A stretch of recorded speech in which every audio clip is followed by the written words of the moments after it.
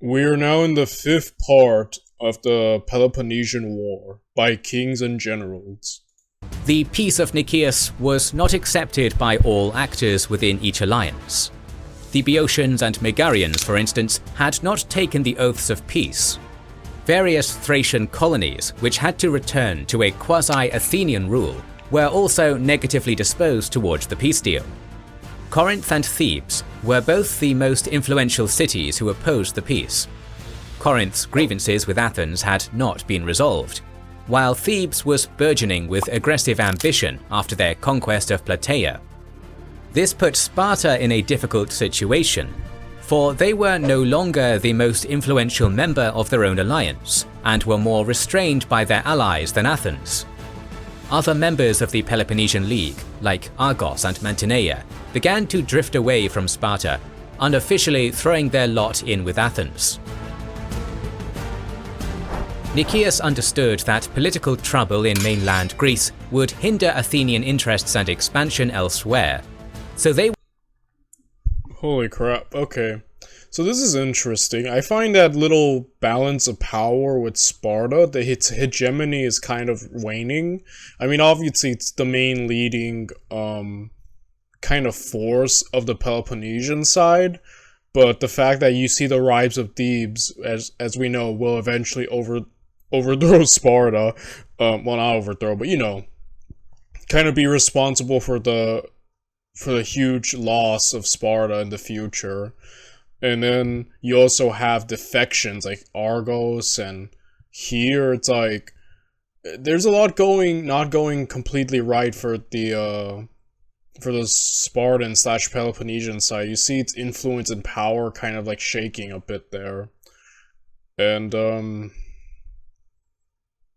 yeah, but I think the Athenians seem to have the more favorable effect so far, but I guess we're about to find out if that's about to change or not. They were eager to build a stable peace on land to recuperate from the war. Corinth, Athens' mercantile nemesis, was not having this and proceeded to go to Argos to build a third political pole against both the Apella and the Agora. Moreover, they threatened to secede from the Peloponnesian League in order to intimidate Sparta into listening to their demands. Sparta was terrified of this potentiality. If enough forces were to break off and join an Argive pact, they would destroy Sparta's geopolitical security.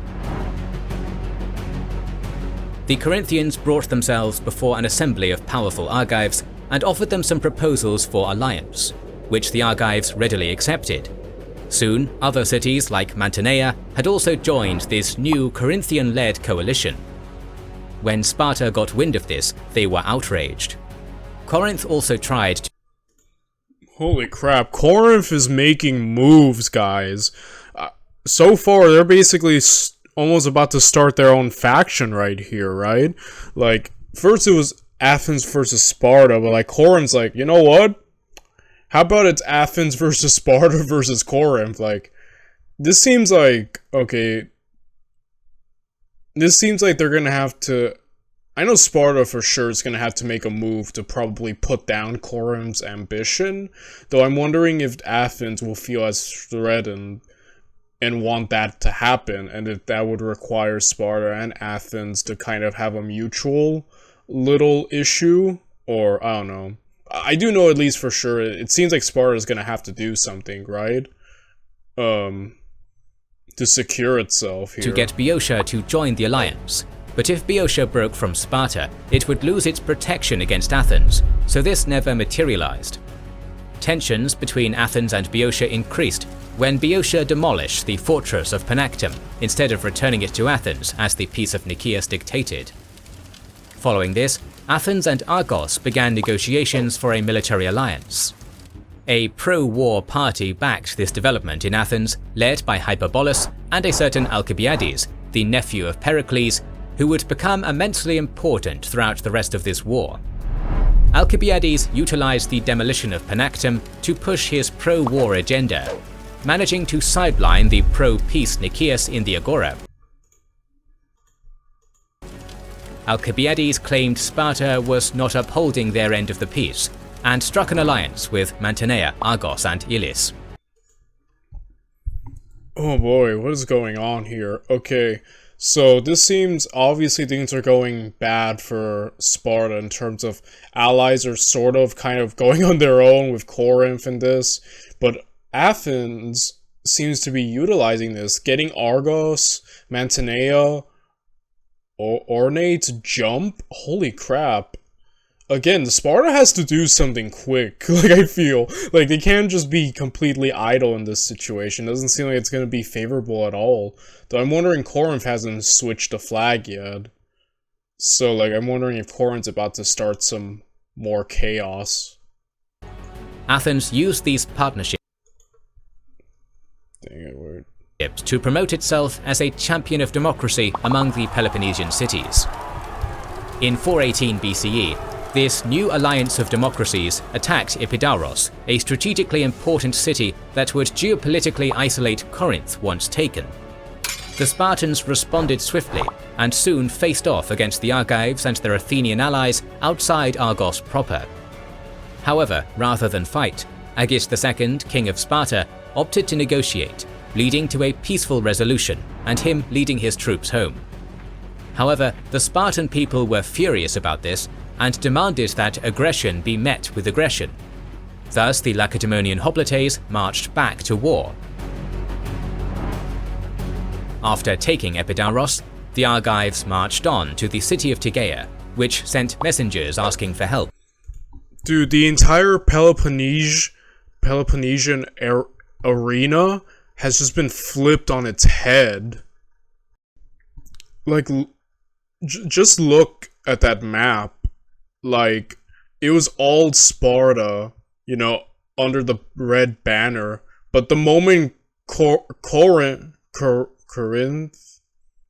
yeah, I'm sorry, I was about to say Corinthia, but Corinth turned, everything fell apart, and the Athenians, like vultures, or rather owls, leapt upon this, immediately getting everyone to jump. Look at how isolated Sparta looks like. It seems like it's about to be completely isolated, man. And considering you don't have a powerful navy, being isolated on land, where they're supposed to be more stronger, or at least, you know, on paper, but you know what I mean.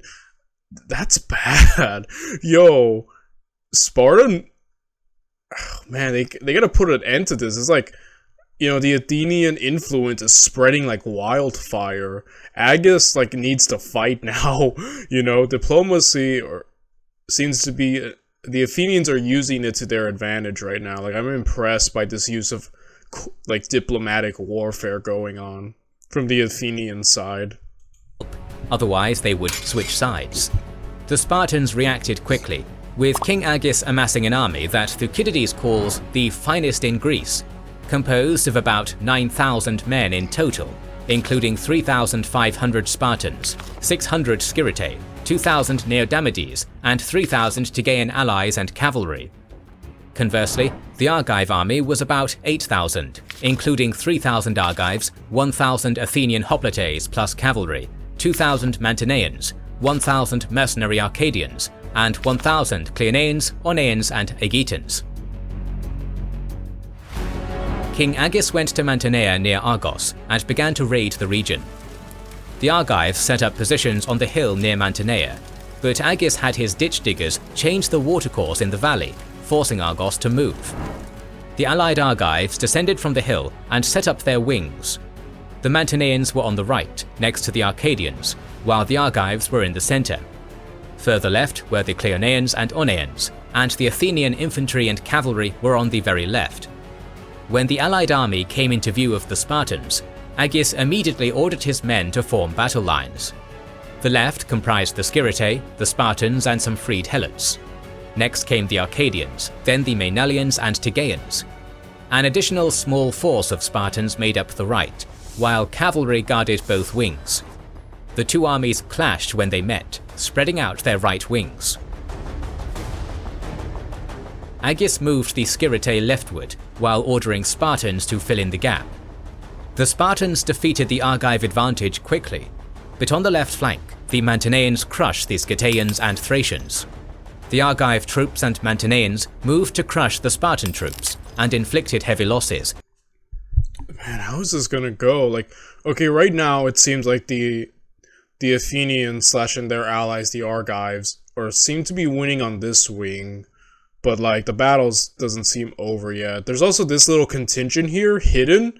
It seems like they're hidden or just not mobilized yet, so I'm wondering if they're about to jump and destroy Aegeus's right. I mean, his left is crumbled already. That's already bad, but, like, if the right can be crumbled as well, like, at that point, Aegeus and his life is beyond endangered.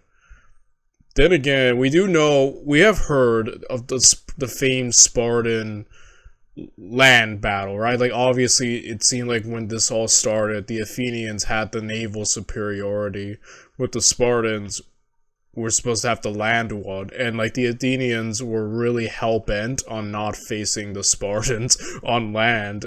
So, I think the Spartans might have to, I don't know, it looks like they're about to lose. I mean, it's just from that, but I think maybe the Spartans might have to pull off a win here. I'm like, I don't know why, but I'm leaning because, like, you know, the feigned prowess of the Spartans. So I'm leaning that somehow Aegeus pulls off a win. But then again, actually, I don't know. I don't know, part of me is like, no, the Athenians got this in the bag, but the other part is like, no, I think the Spartans are about to pull off a win. I might just lean into that side, but I could be completely wrong. I guess, let's find out, huh? Causing them to retreat. However, King Agis held the line bravely in the center, preventing a total Spartan rout. Thus, the Spartans defeated the central contingents, while the right flank managed to outflank the Athenians. It was only the Athenian cavalry that saved the infantry from complete encirclement. Agis ordered his army to cover the left, which allowed the Athenians to flee. The Argives and their allies suffered heavy losses during the battle. The Argives lost 700 men, the Mantineans 200, and the Athenians and Aeginetans 200, including their two generals, Laches and Nicostratos. Spartan losses were rather lower, at just over 300. What's with that number on friggin' Spartans? Okay, I'm glad my Sparta side prevailed there for a second. Obviously, I was conflicted, but then I said I'm just gonna lean forward to the Spartans pulling off the win. I'm kind of glad about that. Yeah, overall, and killing two generals is insane. Like, good. Aegeus I feel like he really needed that win, because, like, the Athenians are, like, converting cities left and right to their cause, so Aegeus needs to show the Spartans are not weak, you know? So I think that was an important battle on his part. They chased the Athenians from Epidaurus, only after getting a truce with Argos.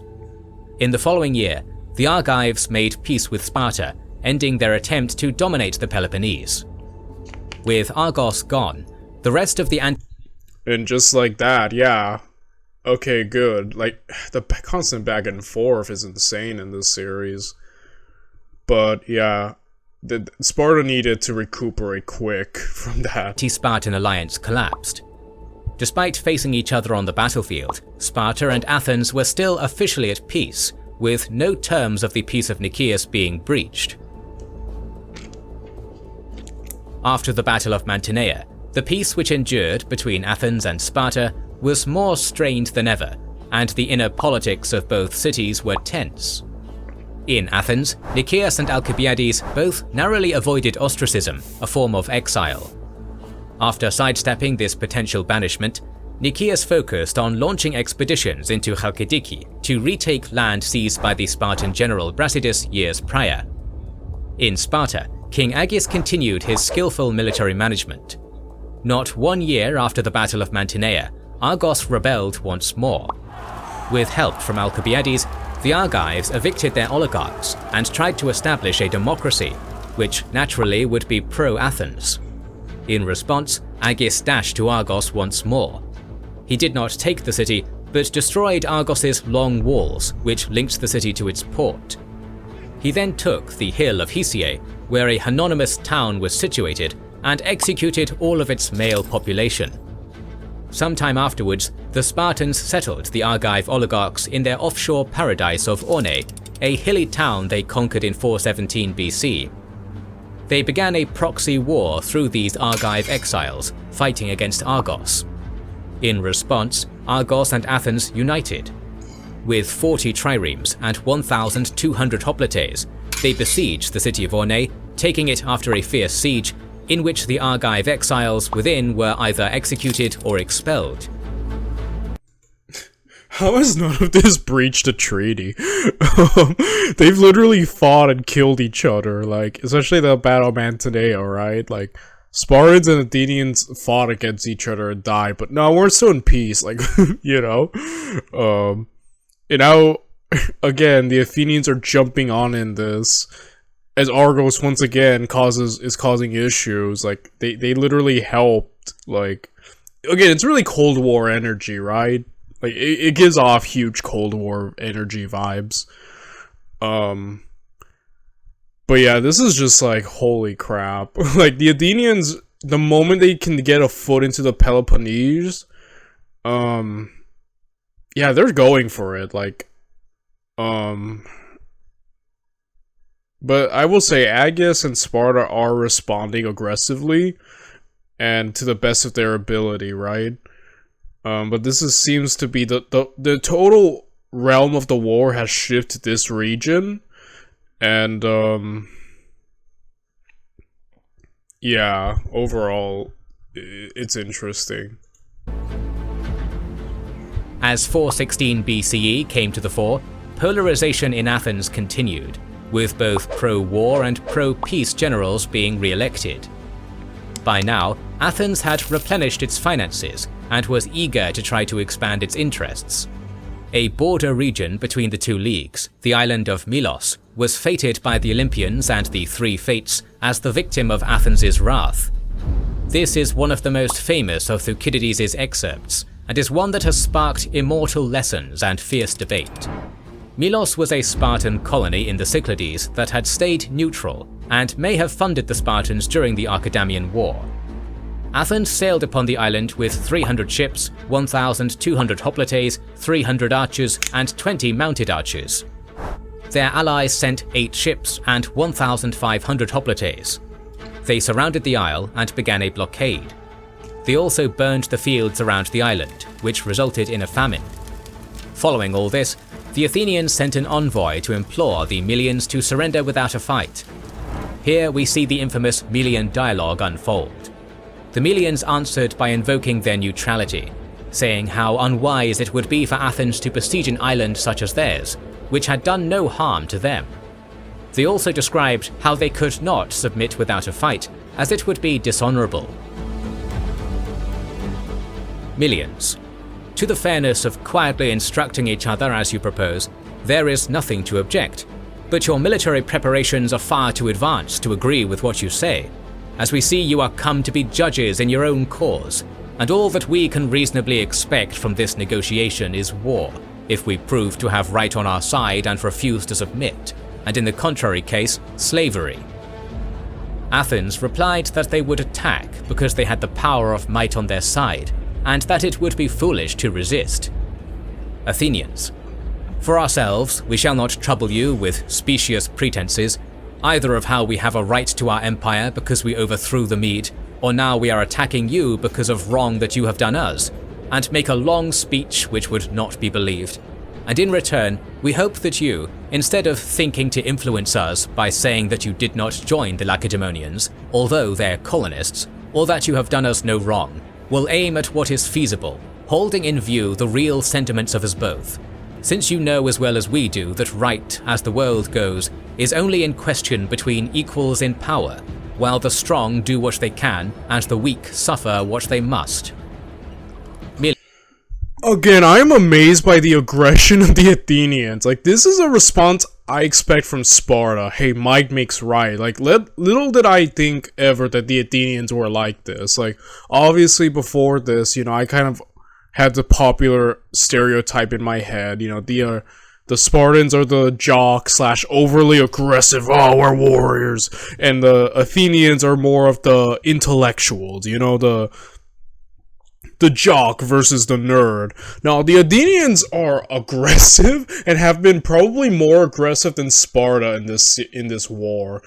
you know, they are like, and here I'm amazed, they just show up, and again, this island, you know, they claim neutrality. I'm not sure if it's actually proven if they were backing Sparta or sending aid. If they were, then they're lying about their neutrality. In a sense that they are, in a sense, have picked a side and want a side to win.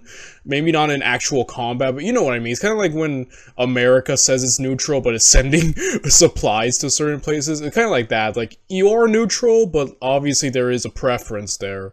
But if they really are more neutral than that, like not doing anything, then the Athenians are just like, screw you, we have our empire. Democracy and empire feel like such two words that shouldn't go together, but, you know, the Athenians are doing it, and they really just walked up and said, might makes right. Like, we are going to kill you, just cause we can. We're not equals. Like, I'm shocked by the Athenians in this series, man. They're on one. Like, I don't know how to respond anymore, you know what I mean? Like, whoa. Aliens. As we think, at any rate, it is expedient, we speak that we are obliged, since you enjoin us to let right alone and talk only of interest, that you should not destroy what is our common protection, the privilege of being allowed in danger to invoke what is fair and right, and even to profit by arguments not strictly valid if they can be got to pass current. And you are as much interested in this as any, as your fall would be a signal for the heaviest vengeance and an example for the world to meditate upon. The Melians asked why they should surrender and not fight, to which the Athenians replied that they would be spared a worse fate of complete decimation. They continued by saying that friendship with Milos was not enough, as it would make them appear weak amongst allies. Athenians. As far as right goes, they think one has as much of it as the other, and that if any maintain their independence, it is because they are strong, and that if we do not molest them, it is because we are afraid, so that besides extending our empire, we should gain in security by your subjection. The fact that you are islanders and weaker than others rendering it all the more important that you should not succeed in baffling the masters of the sea. Milos replied that, my goodness, dude, the Athenians have no chill. And it's like, okay, you know, the islanders are like, well, you know, we will fight, and we could probably, and you know, and if we win, you know, like, it would really make you look super weak. But then, like, the Athenians are basically arguing, if you don't submit and we don't subdue you, we're gonna look weak. So, like, we have to now. And, like, oh my goodness. This is such an interesting dialogue going on. The Athenians are like, they're not really giving them a choice, like, submit, we're taking you one way or another. And these guys are just like, we just want to be neutral, like, you know. they had to rely on the Peloponnese, and attacking them may risk a Peloponnesian invasion. Melians. You may be sure that we are as well aware as you of the difficulty of contending against your power and fortune, unless the terms be equal. But we trust that the gods may grant us fortune as good as yours, since we are just men fighting against unjust, and that what we want in power will be made up by the alliance of the Lacedaemonians, who are bound, if only for very shame, to come to the aid of their kindred. Our confidence, therefore, after all, is not so utterly irrational. Athenians. When you speak of the favour of the gods, we may as fairly hope for that as yourselves, neither our pretensions nor our conduct being in any way contrary to what men believe of the gods, or practice among themselves. Of the gods we believe, and of men we know, that by a necessary law of their nature, they rule wherever they can. And it is not as if we were the first to make this law, or to act upon it when made. We found it existing before us, and shall leave it to exist forever after us. All we do is make use of it, knowing that you and everybody else, having the same power as we have, would do the same as we do. Hey, if you were in our position, you would do what we do. I just kind of want to dumb it down. Like, yeah, they're speaking, obviously, you know, in these speeches and much more eloquently. I just kind of want to dumb it down and be like, hey, we're taking this island. No, why are you doing that? Because we can. Like, you know, and you better submit. Well, we're gonna defend ourselves. Okay, then we'll just kill you all. You know? If you were in our position, you do the same. Like, I don't know why. I feel like it's funnier just to dumb it down and just see what it amounts to outside of the fancier words, the more flowery language, just like what they're saying and what they're doing. It's just like, oh my goodness, you know? The Athenians, man, like, they are wild in this series. After an inconclusive dialogue, the Athenians left and began the siege. Milos held on for most of 416 BCE. However, they soon began to starve under blockade and were forced to surrender. The Athenian vengeance was so cruel that some modern historians have labeled it as genocide.